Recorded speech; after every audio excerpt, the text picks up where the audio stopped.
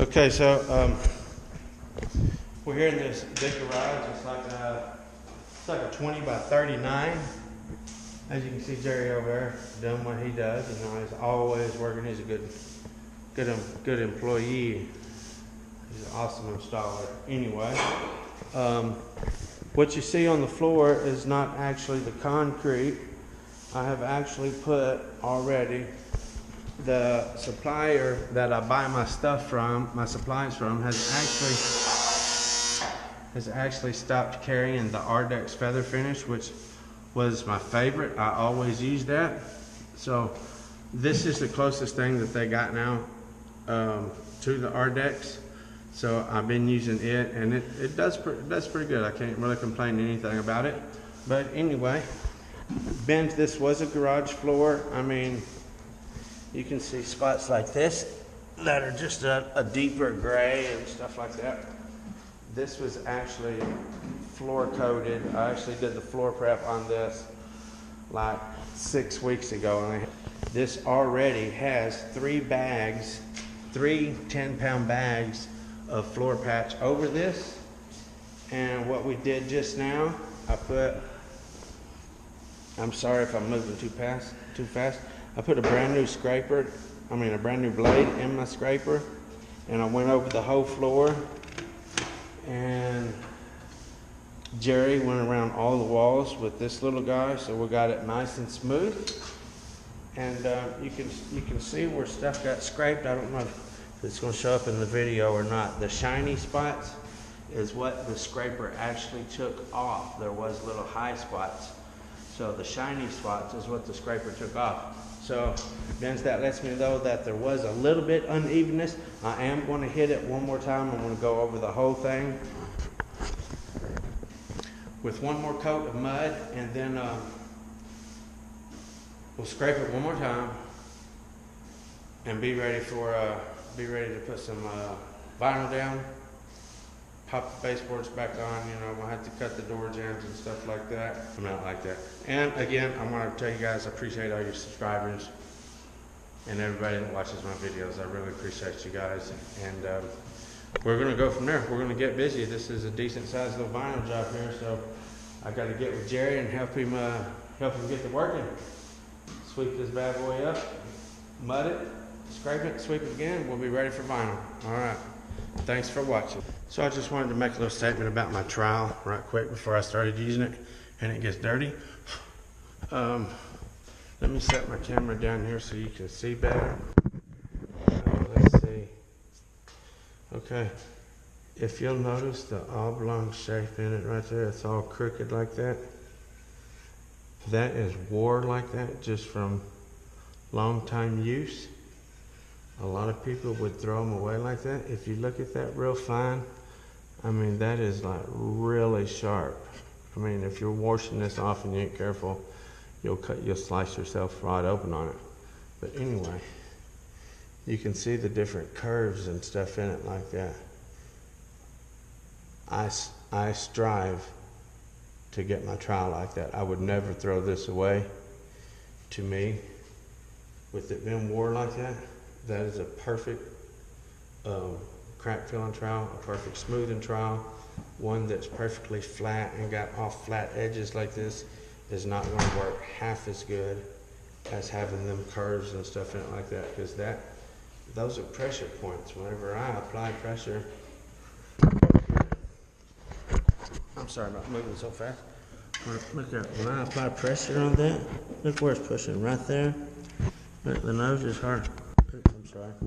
The nose is hardly even on it. The pressure points is what gets wore down. So that's when your trowel is really nice, really good to work with. When it gets those curves in like that, you can get some really good, what's the word I'm looking for? Anyway, it works really well like that, rather than having just a complete straight one. So don't throw it away at that time when you notice it getting all crooked. That's when it works best. So I just wanted to point something out real quick about troweling this, going over it again. I'm just going over it just super thin. It's like as I said, this is the third bag, so it's already been gone over a lot. So it's really smooth already, but I just wanted to give it one more coat just to be assurance, just to have the assurance. If you can see my trowel marks where it's light spots, see like that, where it actually got shaved off. I was running my trowel this direction, looks like I was working from that corner that way. So to go over these, I don't want to go the same directions, or I'm going to have the same pattern, just the same small little variation in humps. I want to go the opposite way. Every time that you put a coat of mud on, so if you're running your trowel this way, the next time you want to run your trowel that way, then you want to run your trowel this way, then you want to run your trowel that way. How many ever coats of mud, here you go, you always want to go the opposite direction as you went the previous time. So as you can see, these trowel marks here, here, and here, looks like I worked my way this direction to the left. So this time I'm going to work straight back, and then I'll come over and come back up and fill it in. So because I don't want to go in the same pattern. And you can see how thin it is because it's already starting to dry, and I just now put it there, okay? So if you'll just come right up here real quick. So when you see these trowel marks that are going that way, they're actually going right dead across them the opposite way this time, okay? That's what you want. That's how you want to get good results, is to not go in the same pattern. Always want to go opposite to what you did the previous time, and you'll get the best results like that. I just wanted to point that out real quick, and that's good enough. Well, I'll just go ahead and close this out, okay? So a lot of people will not like certain floor patches and stuff like that because they say it shrinks and stuff like that. This is just my opinion. Like I said, I've used Ardex for years, and then after Ardex, I started using this, and I have no complaints out of either one of them. So what I think the issue is, say if you got a nice little crack like that, and you mix it, check this out. Look how soupy this is. See how soupy that is? Watch it pour out here. Watch this pour out. See that? That's real nice and soupy, okay? I would not do that on my first coat. Naturally, if I'm doing hole filling and stuff like that, I want it thicker, and because that gives more power, and more powder and less water, which gives it less shrink. So if you're doing your first coat or something like that and you don't want it to shrink up, make it thicker with each coat you're doing. Like I think this might be my 4th or 5th coat, I can't remember. But anyway, you can get thinner and thinner each coat because you got less and less to fill. So it's not gonna shrink that much. I'm not got hardly anything to fill right now. I'm just barely got anything at all to make it perfectly smooth. So if you've got big ridges, nail holes and stuff like that, naturally you want to make it thinner. If you're skimming, make it a comfortable mix. You know, you still want to have it maybe a medium thickness or something like that. But after that, then you can run it thin because it ain't going to matter if it shrinks. Say if you're doing an expansion joint or something like that, you want to mix that first batch real thick and even just leave it raised up a little bit, because when it does shrink, it's going to be about right. Or if it don't shrink, if you mix it thick enough to where it don't shrink, you can just take your trowel and shave over the top of it like that and shave off the excess, okay? So just use, I don't want to sound like, I don't want to be rude, but just use common sense. If it's runny, it's going to shrink. If it's thick, it's not going to shrink because it's got more of the powder in it versus water. So if you got more powder than water, obviously the less it's going to shrink, okay? I just wanted to point that out. I got this real nice and runny because this is going to spread real easy on my 4th or 5th coat, I can't remember. So I just wanted to point that out about the shrinkage of your floor patch, okay? So as I've said in other of my videos, I don't do stuff just for the sake of videos. Everything that I do in my videos, I do on every other job too. I don't just do stuff just to make it look all good, like I'm a super fanatic and I want to do a super perfect job just because I'm doing a video. Everything that I do in my videos is what I do on a normal basis, okay? So what I'm doing right now, I've got my last final coat of mud on this. So what I'm doing, this is such a big area. I got a chalk line here, over there about 7 or 8 feet. I got another chalk line. What that does, that allows me to just do this section, and then I can come back and do that section, and then I can come back and do that section. I can keep up with where I have and have not scraped. So I'm not using my big scraper on this because this is the final scrape and I want to make sure that it's absolutely smooth. So what I do, I go over the entire floor with my hand, and anything I can feel, I got a brand new blade in this, anything I can feel, I'm going to scrape it up. Stuff you can't even see, but you can feel it, we're going to get rid of it, okay? We're going to, I think I've stressed this and stressed this and stressed this. When you're doing a hard surface, floor prep is the main thing. You can do a nice job cutting it in and all that kind of stuff, but if you don't do your proper amount of floor prep, it's still going to look like crap. So spend most of your time, it's not going to take too long to glue this and cut it in. It's a square room, okay? But, I mean, if we didn't have any floor prep, we could come in and be out of here in maybe 2.5 hours, if that. But we done been here all day long so far. I don't know what time it is, but anyway. And we still got more to go because we're going to hand scrape this entire floor. Then we're going to sweep it once, and then we're going to sweep it again, and then we're going to vacuum around the edges to make sure nothing goes back. Make sure when we're spraying glue, nothing gets pulled out from underneath there. So, again, don't go by what you can see. Run your hand over it. So you can't see nothing right there, but I can feel that. So I'm going to scrape that up. So there's just a little fine stuff right there. If you're doing a full glue down job, you can have just a little crumb under it, and if the light hits it right, it's going to show. So spend your time. It's well worth it when you do floor prep. Okay? See all that? That's definitely going to show up. Watch this. Even if I have to take 2 hands just to get it all nice and flat. I wish you guys could feel that. That's just as smooth as anything right there. Feel it? Can you feel it? Right. So I just wanted to explain that I do this hand scraper and I run over every square inch of this floor with my fingers and my hand before I do any vinyl job. I always make sure it's all smooth, okay? I have done it to the extent to where I have rubbed my fingertips raw and they'll be bleeding on my fingertips because this is like a really fine sandpaper and the vinyl job was so big I was leaving smeary spots where liquid was coming out of my fingertips. I have done it so much.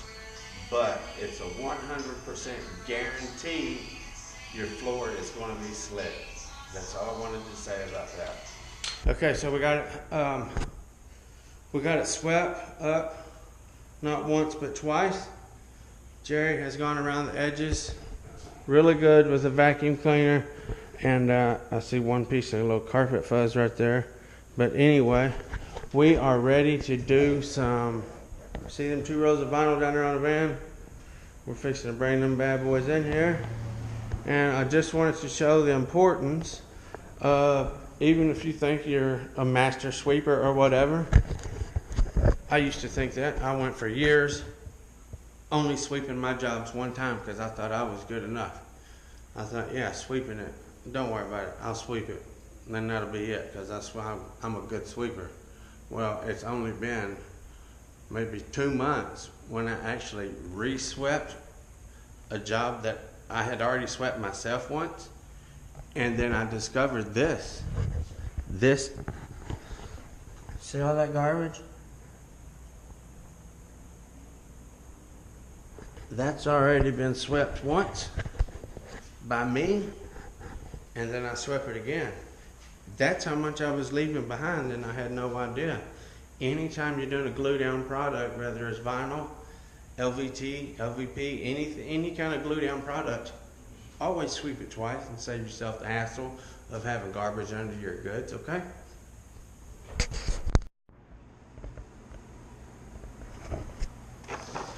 Okay, so I don't have a clue what time it is. It's been a long day anyway. Let me check. It is 8:12. So we got here about 10. So actually, I guess it's just been like an 8-hour day. Wait, 10 to 10 is 12. So 10 to 8. It's been a 10-hour day. Anyway, oh, I'm sorry about that. I really do try to hold this thing still. Let me put this stuff on my van here. Empty my fingers. So I use this rubber reducer right here. Clumsy right now because it's late and I'm tired. I use the rubber reducer right here because and when the door shuts, it actually shuts right dead to it right there. As a matter of fact, I'm going to go ahead and close it. Am I good? My van ain't going to hit nothing? I'm good. All right. Make sure I didn't hit my van there. This stuff was super duper tough to cut the next time that I do any type of commercial vinyl. There will be an upcharge. It won't be no daggone $10 a yard like normal. It's going to be more than that. That was like ridiculous. And why this one here just keeps blowing, keeps tripping. I just have to leave it off. Anyway, I'm sorry about that. I keep moving all over. Dadgummit. Anyway, the vinyl was extremely tough to deal with. Like I said, next time I will definitely be charging more for some commercial vinyl. This thing must have tripped the breaker because that other one went off too. Sure did. Okay. I want it to stay on like that. Yeah, you want to lock everything up? Alright, here you go. You know the code. Yeah. Anyway, we're done. My seam needs a little bit more attention, needs a little bit more cleaned up. You can see where I wet it with a wet rag and all that kind of stuff. Right down through there, you can just see a little spot, but I gotta come back over here Monday, so I'll give it a little bit more attention Monday. But as far as seeing the actual seam, it's right there. I mean, it turned out halfway decent anyway. So it's just where I cleaned it with so much stuff there, trying to get the sealer off of it and stuff like that. Anyway, like I said, I gotta come back over here Monday. I didn't have any daggum contact cement. I thought I did, but I didn't. So, see that move? I'm gonna come over here and actually stick some contact cement underneath of that. So that will be done, and then by the I'm sorry, I'm tired. And then I'll take a clean rag and clean this seam up a little bit more there, okay? I need to come out there, so don't put that in yet, because I'm fixing to close this gate, close this garage. All right, anyway, say bye, Jerry. Bye, Jerry. Been a long day, both of us is tired, so we'll see you on the next one. Maybe next time, this stuff, I was gonna attempt to show you how to cut perfectly where you can't even tell that it's not going under the sheetrock or anything, but with this stuff, it was so daggum hard. It was almost impossible. This right here, you can see this one doorway is as about as close as I could get, which on a regular vinyl, you won't even see a gap like that. You can just, and I'll show you how to do it. Just whenever the time comes, okay? It ain't really that hard. It just takes a few times to do it, okay? And we'll see you next time. Oh, and by the way, I wanted to thank everybody. Really wanted to thank everybody for coming in there. You guys have been super awesome. Since I've been trying to get subscribers, you guys have been blowing my YouTube channel up with subscribers, telling me that you're going to watch my video, watch my ads, click on my ads and all kinds of stuff. That is super awesome. Me and Jerry both really appreciate that, okay? Thank you guys from the bottom of both of our hearts.